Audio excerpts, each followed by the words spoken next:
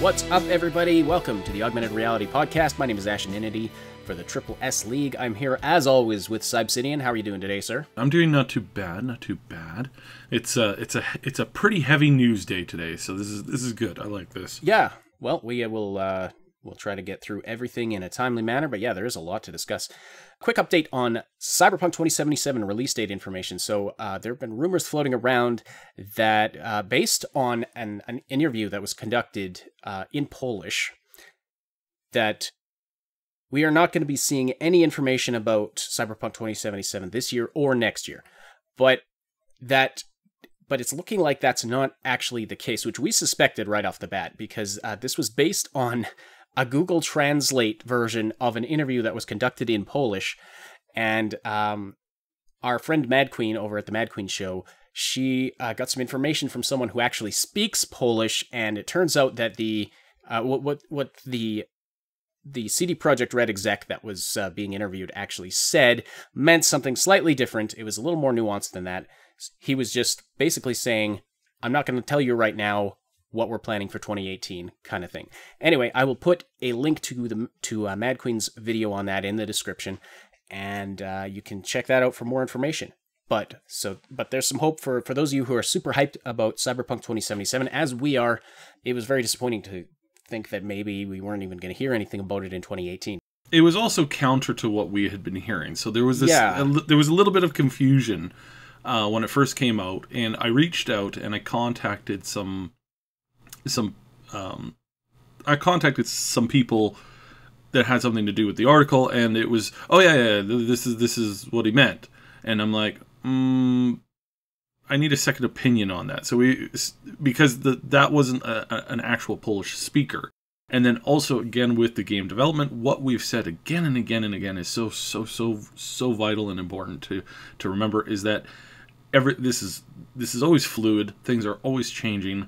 And don't take anything as gospel. We've always said that. Don't take anything as gospel, because things can change quite significantly. So that leads very well into our next topic here, talking about Fortnite and the growing pains they've been having, and also sort of coming into their own very recently, especially with the release of their Battle Royale mode.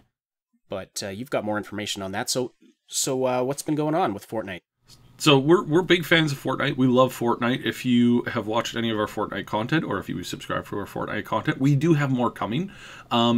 We've hit a bit of a lull in it because basically there's so much other stuff to be playing right now, and we have to review a wide variety of games. So we do have more Fortnite content coming. I spent this weekend doing a bit of the game modes, watching a lot of the game modes with a friend and some family, and we had tons of fun. It was great fun, and plus it was some of their stuff was highlighted on the Game Awards, plus the 50 versus 50. Those 50 versus 50 battles are hilarious and amazing, and so much more fun than the regular kind of battle royale stuff. I like the teamwork stuff, and I like the random teamwork. It's cool to be in with such a massive random team, and the fun that can be had when you have 10 people who find rocket launchers and they fire 10 rocket launchers at another person's at a base that 10 people have built, and they think they're safe behind those wooden walls. So the game has been having some really good general reception, and it had a bit of a lull when it began, because it didn't when it first came out because it still is not officially released, and you have to buy into the alpha, so to speak. This is good and important because people who buy into an alpha, they're typically more respectful of where they're going to be, right? They understand it's an alpha or a beta, and they understand that there's issues with it. Usually, it's not like everybody who picks it up for free to play, but because of the Battle Royale mode going free to play, and that anybody could get that at any minute that they wanted, that's pretty amazing and pretty cool. So yeah, it's actually rather funny. There's been a lot of people picking up the Battle Royale mode and then watching some of our videos, the building guides and things, and then commenting, how did this guy get into an area where there's no other players? Some of them don't even know that the single player mode exists, I don't think, or the PvE mode. It's all multiplayer, but you can single player it if you want to. But yeah, it's really neat to see it growing and expanding and adding more things, because yeah, it did start to get a little repetitive once you played it for a while. It's a fun game. It's a really fun missions, game. Anything gets the missions that are way up there are so repetitive. There's like do 6 battles, and it's like rescue 20 people, and it's like, yeah, once it gets those kinds of quests where it's like do 5 of this kind of quest mode, it's like, well, okay, they're fun and all, but I've already done 50 of those. Yeah, and so for some of those, and this was my big complaint and why I kind of stopped playing the single player. I didn't uninstall the game, but I said I'm going to wait like a month or two before they kind of fix this kind of stuff. Yeah. Because the thing is that in some cases you couldn't even play those particular missions back to back. You would have to like wait for the reset of the missions, or play like, you know, more missions and hope for a better reset. And so that kind of stuff led to some problems. And when we say growing pains, I mean, the thing you got to remember with growing pains is when you have growing pains, it means that you're growing, which is good. And the pain that comes with it is usually just uncomfortable and a little difficult. It's not life-ending, and this is certainly the case. These guys are not life-ending with any of the problems that they have, even with the lawsuit that they were forced to do. And I do say they were forced to do it because the kid, the 14-year-old, he did contest it after the initial shutdown request, which basically makes that company have to say, okay, we have to take you to court, or they say, fine, you can have that video, and then that's it. Like, at one point you are forced to go to court. And that's what happened here, is the kid hit the button. So you're talking about, for those who aren't familiar, there was an incident. 14-year-old kid. Recently, yeah, they were suing some people for cheating on their servers. Yeah, and for making cheats and for showcasing cheats and stuff like that. And one of these was a 14-year-old kid. So you're saying that he contested them shutting down his account or something like that? No. They shut down his YouTube video, and the kid he contested. Yes, and then they said, okay, well, you right, contested and at that point you do have to go to court. Yeah, or they either have to relinquish it, which would have been a bad business move on their part. Or they have it would have been like them. It would have been like them okaying the cheating, so they had to take them to court. Now this is wrapped up. You know, there was a lot of hubbub. Oh, they're going to take it to court. There's going to be this big showdown and stuff like that. And then they also they doxed him. Well, no, it was the court documents that got out to the public, and the kid's lawyer who accidentally ended up doxing him. So stuff like that, but anyways, that has now been resolved, and that has been resolved by they settled out of court. So we don't know exactly what they did, but they settled out of court, and they settled in Epic's favor, I guess. And what to remember here is probably the fact that they didn't do it for the money, right? I'm sure the settlement was like, okay, $100 that comes out of his the money that his parents give him for the month, right? Or something like that. Maybe even just like remove your dispute claim on YouTube, and we'll just pretend this never happened. Like, I would you never know. To like see that. They don't want that PR of like, oh, they sued this 14-year-old kid for a bunch of money, even though he is clearly being a brat. But But I mean, and he may have hit that button, and he may have done all this stuff. Like, I mean, he's 14 years old. He's probably not, he's just probably, wanted to try to kind of protect his channel, and he had to deal with the fact that yes, there's rules that you can't break because it's it's how companies make money, and how governments get taxes, and if that all falls apart, then it's anarchy, and anarchy might be the real world is a bitch. So, despite all this stuff and the court challenges and all this stuff, Fortnite is still growing at an incredible rate. People are having more fun with it. People take it a little less seriously than they do like PUBG. And with the building in it, it's very unique and very, cool. And it's always fun to be running around the world and then to see somebody who's built a giant, tower of pimps. Stuff like that is cool and fun. And I think that this game really has found its new legs, and they are working on new stuff constantly. So this is all good. I'm really happy, and I'm really excited to see this to see where they go from here. Yeah. So the Battle Royale with the build mechanic is actually really neat. So at PSX this past weekend, Hideo Kojima did an interview with IGN, which contained some really illuminating information about Death Stranding, and I mean, like, specific information about game mechanics and stuff, which, honestly, I was not expecting. I don't think a lot of people were expecting, because often when Hideo Kojima talks about Death Stranding or any of his upcoming titles, it's often very sort of vague information. He can't really go into a lot of details, but we actually have some good information about Death Stranding's gameplay and game mechanics, which is very exciting. I'm super stoked for this now, especially after reading this interview and also seeing the new trailer at the Game Awards last week. Very exciting. So there's still a lot that we don't understand about the world. There's a lot of mysterious stuff going on. But the trailer that we saw at the Game Awards is apparently earlier in the timeline than the trailers we'd seen previous to that, which makes a lot of sense. Yeah, it was kind of really obvious that it was like earlier in the time stream, basically. So there's something, this baby is obviously very important and is getting transferred from person to person and seems to have some sort of connection. Did you notice that those mechanical arms that they had on their shoulders that like detect the invisible beings and whatnot, seem to only be active for whoever had the baby? Yep.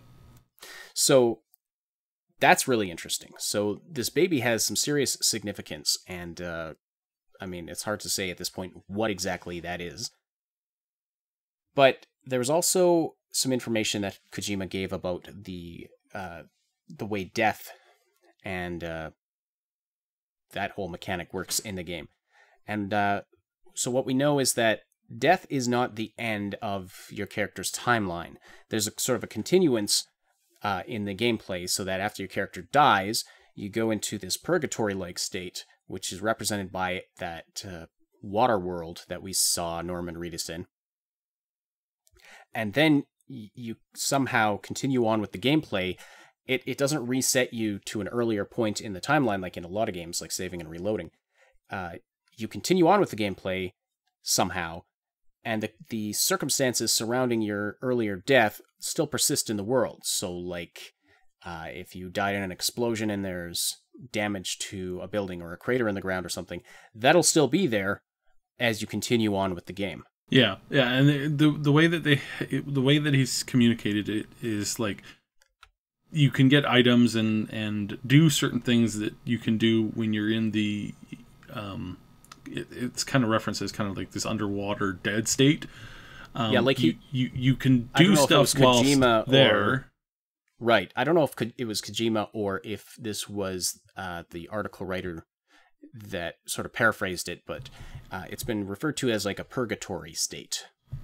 Yeah, he's not called it a purgatory state, but I mean it's essentially the translation that we're dealing with here. So it's very interesting to see how this kind of game mechanic affects it, because it's also could be like, that could also impact the end of the game as well, because you don't know if, did you die, a dozen times, 2 dozen times, 3 dozen times, and does any of that have any impact on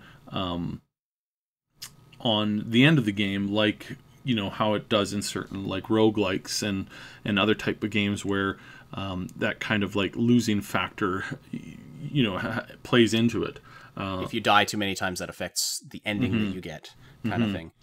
So we'll see how that works. And there's also the rain in the game, this timefall stuff.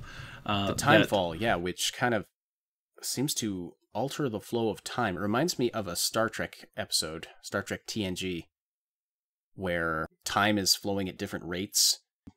There's these areas of the ship where time is flowing faster and areas where it's flowing slower, and like Picard reaches out to touch something and like screams, and his hand it suddenly ages like weeks, and his fingernails are all long and gross, and it's really, really interesting. But a couple of things we saw in this trailer at the Game Awards, we see plants sprouting from the ground, growing, blooming, and then withering and dying within moments. as the rain is falling on them. And then there was also the part where the guy's helmet got removed or broken, and he ages really, really fast. So it seems that being exposed to this rain just messes with your timeline. Yeah, so it's really bizarre, and there's, I mean, bizarre is kind of the natural thing with this, but he's reiterated, how the stick and the rope are so important and integral to the design of the game. Yeah, thinking the stick being representing attacking, and the rope representing making connections. And he's never really been clear about what that means. Some have speculated that it might have to do with some kind of online multiplayer component. Speaking of speculation, Kojima has also said and gone on record that he loves hearing people speculate about this game. Yeah. And he loves reading about the people who are commenting and coming up with theories and ideas and that kind of stuff. So that's really cool. He's also a little saddened by a smaller portion of the population, I think, and I don't think he should have focused on this, because in all of the people that have been talking about this game that I have seen, I've only ever heard this once mentioned by anybody, and that there's this accusation that he's just riding around the world, meeting people and having fun and blowing money, and he's not actually working on the game, which is like total horse crap. First of all, I've never seen him, he's gone around and he's met a lot of people, but I don't know very many Japanese people who don't have a strong work ethic. So that I felt was a really poor shot by some person who didn't really know what they were talking about. What are they basing this on? The fact that he's doing appearances at gaming shows, shows, and things? That's part of the job being his job, first of all. And the other thing is that they're moving so fast in this production. He's got an enormous team. They're working really, really hard. They are putting in crazy, ridiculous hours. It looks like we might get this game by 2019 or 2020, which, considering that there's some games out there that take, standard dev cycles 5 years, and he might actually pump this thing out in 3, is shocking and enormously amazing. So people, and the fact that you got to remember that because of the actor strike that had been going on, he couldn't do any of the performance capture, and he couldn't do any of the audio recording. He couldn't do any of that kind of stuff at all. And so for people to get all bitchy and complaining about, he's wasting his time, it's no. He's been moving really fast. This game has been progressing extremely fast for what he's had to do. He's had to build a studio out of nothing, secure funding out of nothing, only his reputation and pitching his idea. He's had to deal with an actor strike, and also he had to deal with Konami trying to put a hold on him working with both Norman Reedus and who's the director that's working with him? Del Toro. His last name's hard to remember. But they had also put legal restraints on him working with them because of a stupid non-compete clause that they had at the company. So all of this stuff together, for some people, I have seen this kind of stuff when they hit this kind of issues and problems. I've seen people quit and just stop working on this as a whole. And the fact that he's not only is he powering through it, but he's also making amazing headway in a very short amount of time is, to be honest, very amazing. And Guillermo del Toro. Yeah, I cannot pronounce that for the life of me. Yeah. So, and good during the actor director. strike, they were working on the game engine during the actor strike. Mm-hmm. It's really frustrating when politics and business stuff gets in the way of these projects. Yeah, and I mean, Konami has really tried to put a wet blanket over this whole thing, again and again and again and again and again. Well, and I'm okay, really, so, I am really disgusted with them as a company at this point. Like, it's... Do they think, so they think they own, like, a legal... They have ownership over Kojima working with these two guys? Like, they can't work together without Konami's approval? Like, what the hell is that? It's not only that, it's, I mean, when he was being, like, treated poorly at the company after the last Metal Gear game, they were essentially, from the rumors that I've heard, which are very hard because Japanese people do not leak a lot of rumors. It's very hard to get people to talk outside of their circle. But from the rumors that I've heard, which have been pretty well founded by just the community as a whole, Konami treated him like garbage, like relegating him to like basic code work at one point, you know, as a form of punishing him for standing up against what the seniors at the company wanted to do. And then, I mean, his whole like retirement party was a sham and a joke. The fact that they did what they did and they've done what they've done, and I mean, it's just, I don't want to rehash the whole thing because it's long and sordid, but you know, they had originally put out a lot of walls for him to try and even work on this project, and it took Sony stepping in and, you know, basically pushing Konami back and giving Kojima the license to do whatever he wanted. That's finally what it took. And you got to remember that was about a year ago. So he's had less than a year to put his company together, keep working on the game, keep working on the engine, and you know, all this stuff. So they can't have been working on the game for only a year. No, a little bit more than a year, but I mean, it's mostly working on the engine and tweaking the engine to get it ready for what he's doing. At the same time as they have been capturing stuff like we've seen in the trailers, they've been capturing and creating props and set pieces and items and styles and looks and all that kind of stuff. Even just what we saw months and months ago in that trailer, like, it looks like there's just so much they've already put into that game. Yeah, it's crazy. So they are going to have a big moment where they're going to show gameplay. I would hazard a bet that we won't see that until sometime next year, late next year. I really doubt that we'll see it much earlier than this. Right. I think that this game has got a lot of good things going for it. It's got amazing writers, amazing gameplay theorists. It's got amazing acting and directing, and I think that with all that together, plus this new engine that is that apparently is pretty good to work with and very, very beautiful, which both of those things are really, really important. I think we will see a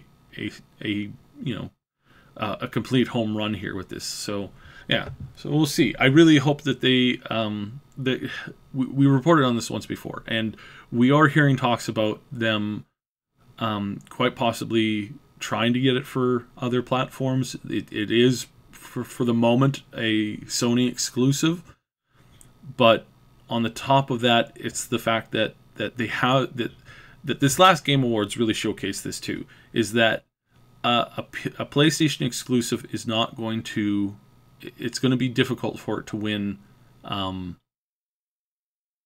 It's going to be really difficult for it to win the higher echelons of what of awards and stuff like that, because it's being played by a smaller fraction of the community. Now you say, well, what about Zelda? Well, Zelda's a little bit different because it's Nintendo. Nintendo's always been a bit of a wild card, and then everybody also loves, you know, Mario and Zelda. It's kind of, you know, it's something that multiple generations have grown up with.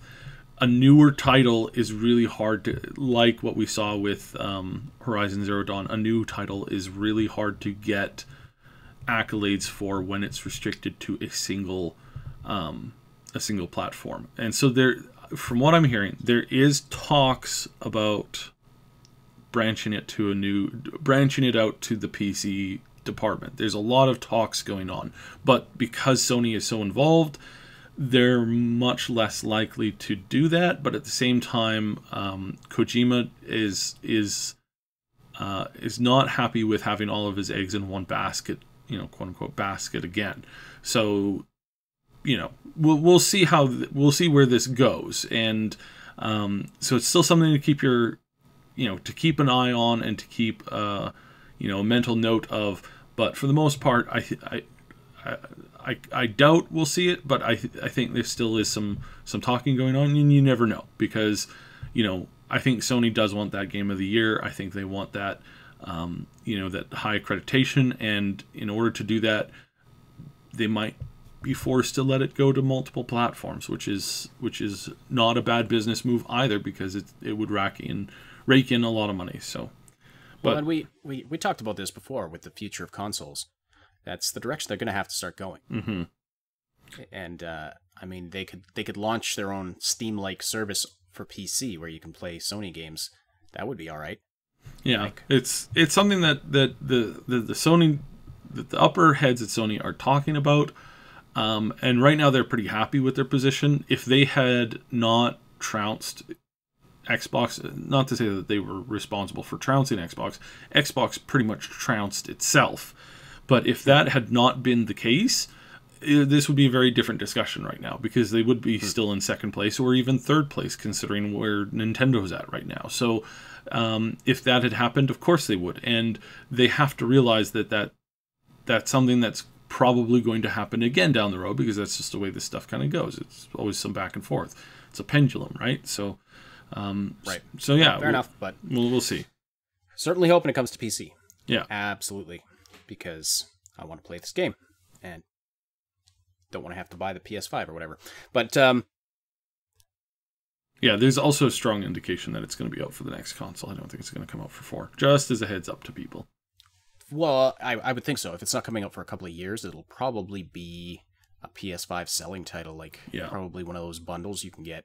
Yeah, I think there's a good chance that'll be that's their plan, and if that is their plan, then it's more likely to just stay on the PlayStation, and it won't transfer over to the PC for.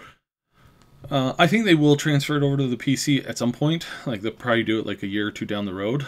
Nier Automata had amazing success with that, and there's been a lot of talk about them doing that for Horizon Zero Dawn, because they realized that if they were to put it up for Horizon Zero Dawn, they could make another 2 to 3 million copies sold if they did that. But they would wait again. They would wait until tomorrow. Yeah, they would wait for all of the stuff, all of the DLC. They would wait until they're completely done with that one before they put it out. It's we're starting to see that now. There's so many PC exclusive games coming to Steam now that had come out 4 years ago, and you're like, wow, these are really dated graphics, but hey, I can finally play it on PC. Yep. So stuff like that is starting to happen more commonly. So we'll see. We'll see. It's. But that's a phase 2 of the business plan, which or phase 3 or unfortunate. 4. Yeah, it's unfortunate for us PC, almost exclusive PC gamers. But again, I think the lines are going to blur at some point soon, because they do at some point. They have the business to. of selling PC selling console hardware is just not where the money's going to be. And that's a good thing to point out, is that nobody's made money on selling console hardware for quite a while, aside from Nintendo. But again, different kind of system, different kind of technology. Nintendo's always, in every way, Nintendo's in its own class. Yeah. It's hard to even think of them as a competitor with Xbox and PS4. It's they're a third tier. You have PC, then you have the Xbox PS4 dichotomy over there, and then you have Nintendo's almost its own third thing that exists alongside the other two. So yeah, and they play their own games completely. They play their own not games, but political and business games. They play their own stuff all the time. They are literally a class in and of itself. And they're happy to be there ever since the Wii kind of took it. Before the Wii, they were trying to play that game and they were having difficulty. It wasn't until they came out with the Wii and the Wii U controllers that they finally realized, oh, we can go down a different kind of market. And then with the Switch, they really smashed it out of the park. The The Wii U failed quite miserably as a financial investment, but they've definitely learned their lessons with the Switch now, so that's good. They really have. Unfortunately, EA is not following in those footsteps. We have to talk about EA again, unfortunately, just because there's more and more information coming out about how much they really seem to just despise their customer base.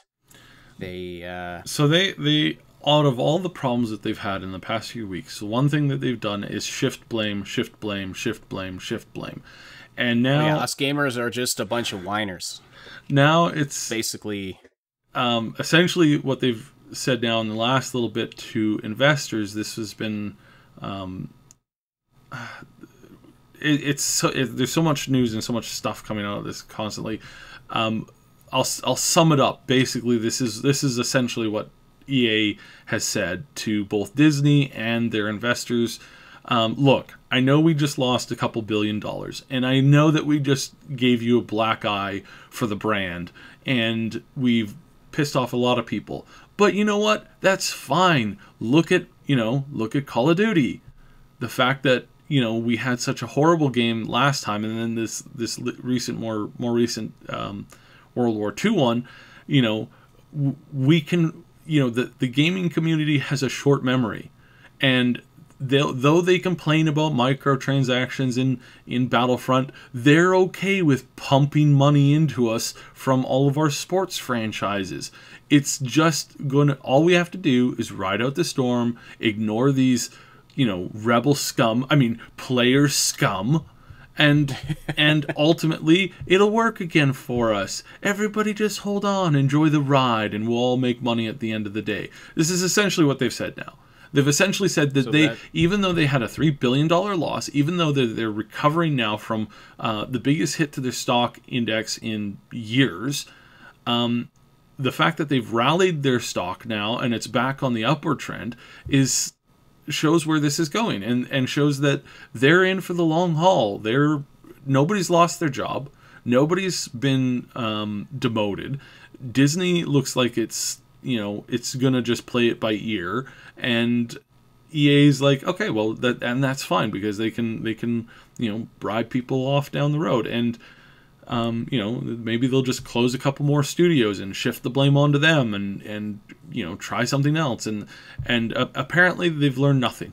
Apparently they've sat back and said, it's not our problem, we're not the problem, the players are the problem, and eventually, sooner or later, they'll come back to us because we're the only watering trough, with this particular thing or in this particular neck of the woods, and people will come back to us. And unfortunately, that's what's happened in the past.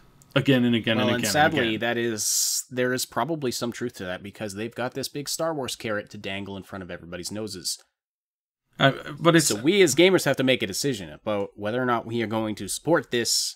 And for me, I say absolutely not. I was even just flipping through apps on my phone the other day looking for a new game to play, and anytime I saw the EA logo on anything, I was like, oh, get it off my screen. Mm-hmm.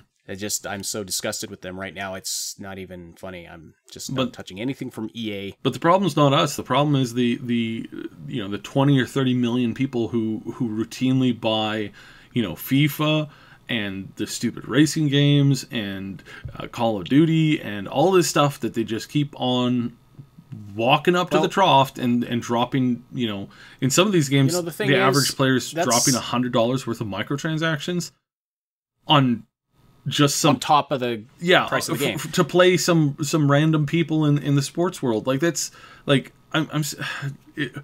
it doesn't make, if they want to do that though, all the power to you. They're free to do that. And if EA can make money off that business model, then fine. They can all stay over there, play their game. The whole business game is what I mean. That's fine. That's fine. Yeah. It doesn't really affect us. Maybe EA will just decide to focus on that. If that's where they're making money, fine. Focus on that. Focus on the people who are putting microtransactions into these sports games, because they're obviously very passionate about that. But if you try to do that to hordes and hordes of Star Wars fans, I think that's where it's going to bite you in the ass, and it absolutely has. So yeah, but it's a bite and it that should, they don't mind though, and this is the annoying thing. They think not only do they not mind it, they're now shrugging it off as like, you know, who cares at this point? It's like we can rob the community blind, and they won't care and they won't mind, even and they're big enough that they're going to be able to lobby the governments and the politicians to make sure that their you know, particular brand of loot boxes gets to stay in no matter what. So well, that may be, but like DD Productions said 2 or 3 weeks ago when he was on our podcast, it's like an abusive relationship that we just need to get out of. Mm-hmm. They're going to shrug it off. They're going to, you know, keep perpetrating this kind of, I'm going to abuse, like in quotes, like it's not literal abuse, but, you know, they're going to keep trying to take advantage of us as gamers. And just, you know, to get as much money as they can out of us, to make the games frustrating to play unless we pump in extra dollars for something that we're already invested in and for an IP that we love, like Star Wars. So the decision has to be made. Do you go crawling back or do you get out?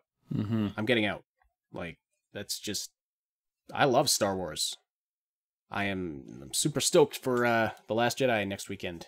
Going to see it. It's going to be awesome. But Battlefront, no, whatever. Screw that. It's not worth it. Yeah, at this point, the game is pretty much ruined. Like, I did enjoy, and I was pleasantly surprised by the fact that in their DLC, they did have more story single-player content coming, and that had been in the pipes all along. And I feel that that was a good move, and you know, I give them props for that was a good move, and that, you know, giving more and more of that single player content is a good idea, and I appreciated that. But unfortunately, I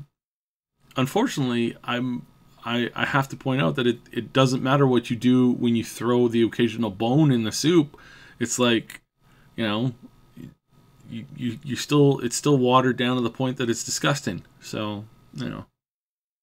That was an interesting metaphor. Yeah, I was thinking about a in my soup dog. any more than throw a bone to the dog who's eating soup. This is the bizarre world that Obsidian lives in his brain. Thanks you so much for listening, everybody. This has been Augmented Reality, taking a critical look at the gaming news of the week. I hope you appreciate this weekly content. If you do, please check out our Gawkbox page, where you can download a free app on your mobile phone, and it gives a kickback to us as a way of supporting the channel. That costs you absolutely nothing. We also have a Patreon. We also have a YouTube. I mean, that's sort of the basis of the whole thing, so definitely check that out. Like and sub. We appreciate that a lot. On behalf of Obsidian, my name is Asheninity, and we will talk to you next week.